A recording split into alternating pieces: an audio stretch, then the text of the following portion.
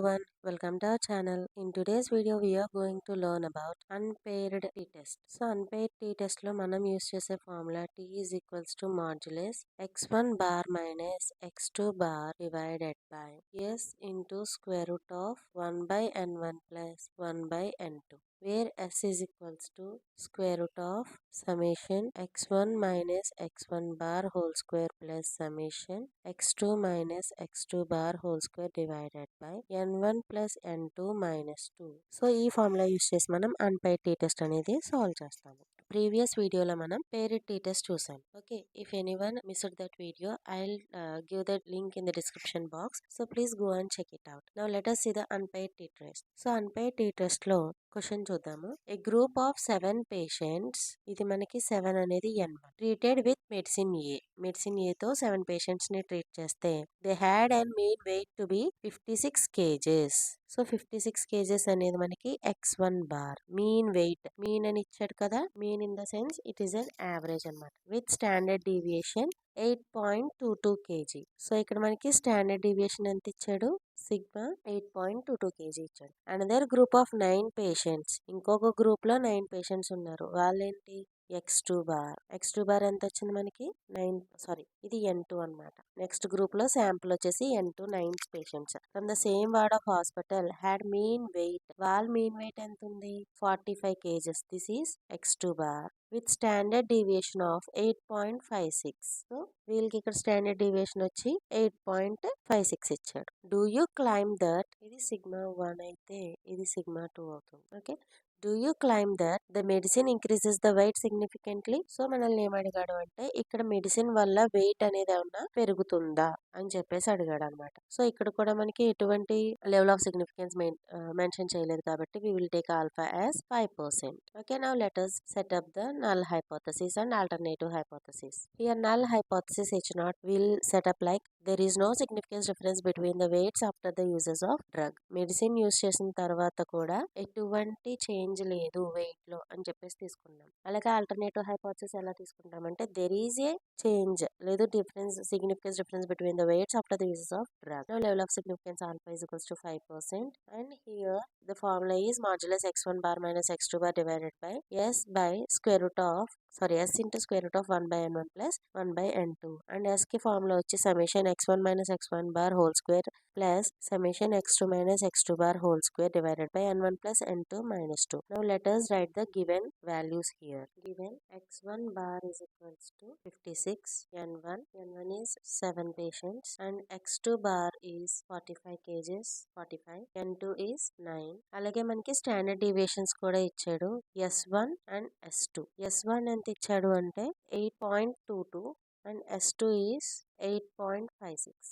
So ఇలా ఇచ్చినప్పుడు మనం s కి ఫార్ములా అనేది చేంజ్ చేస్తాం అన్నమాట. నార్మల్ గా t కి ఫార్ములా అయితే సేమ్ ఉంటుంది, t is equals to modulus x1 bar minus x2 bar divided by s into square root of 1 by n1 plus 1 by n2. ఇక్కడ s కి ఇలా స్టాండర్డ్ డీవియేషన్స్ మీన్స్ ఇచ్చినప్పుడు ఎలా ఉంటుంది అంటే formula s is equals to square root of n1 minus 1 into s1 square plus n2 minus 1 into s2 square divided by n1 plus n2 minus 2. So now let us solve this problem. మనకు already x1 bar x2 bar ఇచ్చేసాడు, s1 n1 n2 s2 కూడా ఇచ్చేసాడు. నా first t లో substitute చేసి అప్పుడు s value అనేది find out చేద్దాం. So x1 bar is 56 and x2 bar is 45 divided by s value మనం ఫైండ్ అవుట్ చేయాలి into square root of 1 by n1 అంటే 7 plus 1 by n2 is 9. Now let us find out the value of s. s की formula n1 minus 1 into s1 square plus n2 minus 1 into s2 square divided by n1 plus n2 minus 2 అన్నాం కదా. n1 వచ్చేసి మనకి 7 minus 1, s1 square అంటే 8.22 whole square plus n2 వచ్చేసి 9 minus 1 into 8.56 whole square divided by n1 plus n2 minus 2, 7 plus 9 minus 2. Square root of 7 minus 1, 6 into 8.22 whole square. 8.22 whole square ఎంత వచ్చి మనకి 67.5.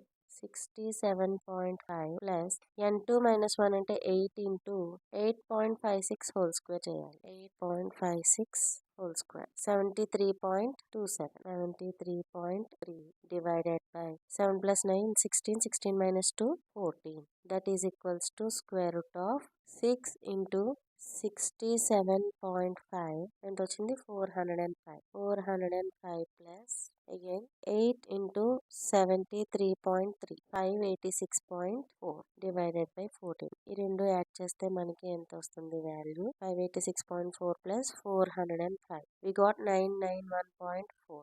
991.4 divided by 14.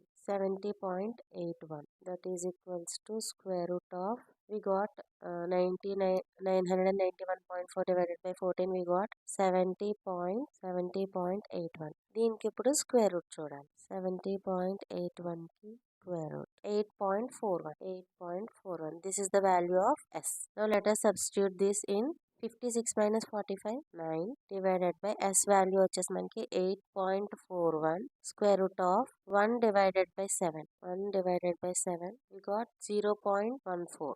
0.14 plus 1 divided by 9, 0.1. 0.11. That is equals to modulus 9. It is a positive value, so same value వస్తుంది. Divided by 8.41 into square root of 0.25. That is equals to 9 divided by 8.41 into 0.25 square root of 0.25 ఎంత వస్తుంది 0.5. 0.5. That is equals to 9 divided by 8.41 into 0.5. 8.41. 4.25. 8.41 into 0.5. 4.205 అంటే 4.21 వేసుకోవచ్చు. Now 9 divided by 4.21. 2.1. Here T calculate value is 2.13. Level of significance alpha is equals to 5%. That means 0.05. And degree of freedom. Degree of freedom here n1 plus n2 minus 2. And 7 plus 9 minus 2. It is 16 minus 2, 14. Degree of freedom వచ్చి మనకి 14 అన్నమాట. Okay, now t table value. Degree of freedom 14 దగ్గర level of significance 5 కి చూడాలి. ఎంత వచ్చింది అంటే 1.761. Compare t calculate value and t table value. T calculate value, we got 2.13, which is greater than 1.761 table value. Here we accept H1 alternative hypothesis at 5% level of significance. And conclusion, how we'll have the conclusion means here T calculate value is greater than T table value. Then we accept alternative hypothesis 5% level of significance, and we conclude that there is a significance difference in weight after usage of the medicine. Hope you understand this video.